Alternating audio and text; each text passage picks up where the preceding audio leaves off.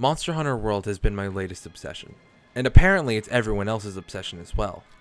I had been excited for this game ever since I had seen it announced, but now that I am actually playing it, and having just beaten the main story, I can safely say that I had absolutely no idea how addicted I would be to this game. Being over 80 hours in doesn't even really mean much, honestly, because I don't think I'm even close to done with the game. Without spoiling too much, the story revolves around a team of researchers traveling to what is called the New World to try to understand the migration of these powerful beings known as Elder Dragons. You control a silent protagonist who is a hunter for the research division who travels to the New World with the 5th fleet of researchers trying to determine the cause of what is considered the Elder Crossing. Throughout the game you are joined by your handler, whose job is to give you jobs and keep you prepped for said jobs, and your feline companion known as a Palico who accompanies you on your expedition. This game does a lot of things right, but one of the best things it does is that it actually makes you feel like you're getting better at it. I remember getting absolutely demolished by a Tobi-Kadachi the first time I faced it, and now I'm taking on missions to take down multiple monsters at once with relative ease. And sure, my gear has gotten considerably better, but it also feels like I'm becoming familiar with these weapons I've been using and how I'm starting to understand combos and playstyles. Granted, I'm probably using some of the easier weapons, but I don't really want to break out of my bubble just yet. But on the topic of weapons, I need to talk about how good the balancing is for every weapon. While using certain weapons in certain fights can give you an advantage, for example using a heavier weapon on a slow and armored enemy, and using lighter and higher mobility weapons against high mobility fleshy enemies, you never feel like you have a disadvantage for using any weapon. The only disadvantage you can have is elemental resistances, but even then it's still doable. You can play the game however you like. Do you want to be a samurai and only use the katana? Go for it. You want to smack dragons out of the sky with a hammer? Be my guest. Want to fight a bunch of dinosaurs in close quarters with a bow and arrow? I think you're crazy, but more power to you. The support weapon, the hunting horn, is still a good enough weapon to be used playing solo. You find your playstyle and you stick with it as long as you want. Most of the weapons are easy enough that you can freely experiment no matter what point of the game you're at. However, the skill ceilings for all of them are high enough that after putting in the time to learn the weapon and learn the combos, there's a substantial difference in how well you can handle them. On my latest missions I've been taking the Charge Blade, and even though it's vastly different to the Great Sword and double daggers I've been using, it's still so much fun once you get to know the combos. After talking about weapons, it's only natural to follow it up with the armor, which is such a fantastic system that I've absolutely fallen in love with.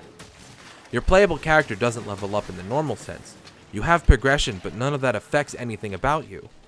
You have the same stats starting out at a 1-star mission as you do at a 7-star mission. This means all of your stat changes come from the items and armor, and the armor does so much. You could be like me and have every piece of your equipment be made of one particular monster, or you could even just gear up where your only standard is to look as badass as possible.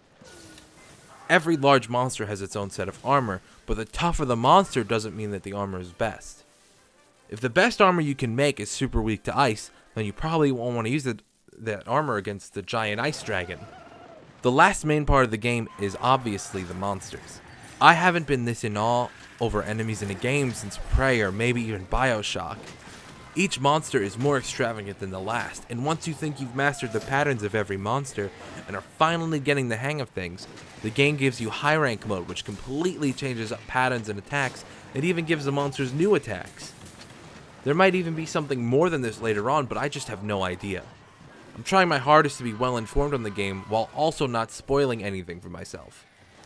I'm fairly certain that I've seen every monster in the game, but I also feel like there's something new about to happen. The difficulty curve for the monsters is pretty obvious. You're probably going to be ready to fight them once you're given the story mission for them. But that doesn't mean you can't find other monsters before you're ready. I remember helping my friend hunt a Baroth for the first story mission in the Wildspire Waste, which I had already done pretty easily.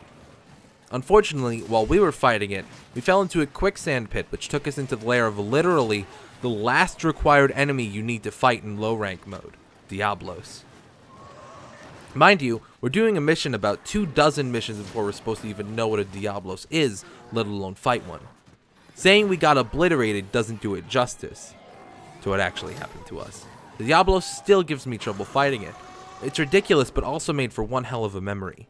There's about 24 large monsters, and each is a completely different fight from the last, and going on hunts where you have to take on multiple at a time leads to fantastic fights and opportunities. Now, I do have some grievances with the game. However, I feel like I can't complain about them because Capcom has said that they're already planning on fixing most of the things I was going to complain about. All of my other complaints I feel aren't valid because they mainly involve the game not being entirely clear about some things, such as never mentioning over 3/4 of the 98 consumable items in the game. But at the same time, I'm glad they didn't hold my hand through a lot of this. At the same time, I really regret not experimenting with a lot of things, such as any of the barrel bombs or different ammo types, but at the end of the day, that's really on me for not trying them in the first place. So overall, I think the game is fantastic, easily one of the best games I've played recently. It does suffer from being repetitive, being that there's only 24 enemies in the game, but that's what you're signing up for when you play it. You need that repetitive nature in a game like this, because it is in the same vein of farming bosses for better gear in an MMO, but with much less randomness and wondering whether you're going to get what you want or not. The game is solid and probably will only keep getting better because Capcom have said that they will keep supporting the game with free DLC, including new monsters. I give Monster Hunter World a strong 9 out of 10. I wish the game encouraged more ways to play, but now that I'm in the post-game, I feel like trying out a bunch of random playstyles and weapons, because as somebody who's going for all the trophies, I'm going to need some variety if I'm going to get Hunter rank 100. Thank you guys very much for watching. My name is Danny, and I hope you have a great day.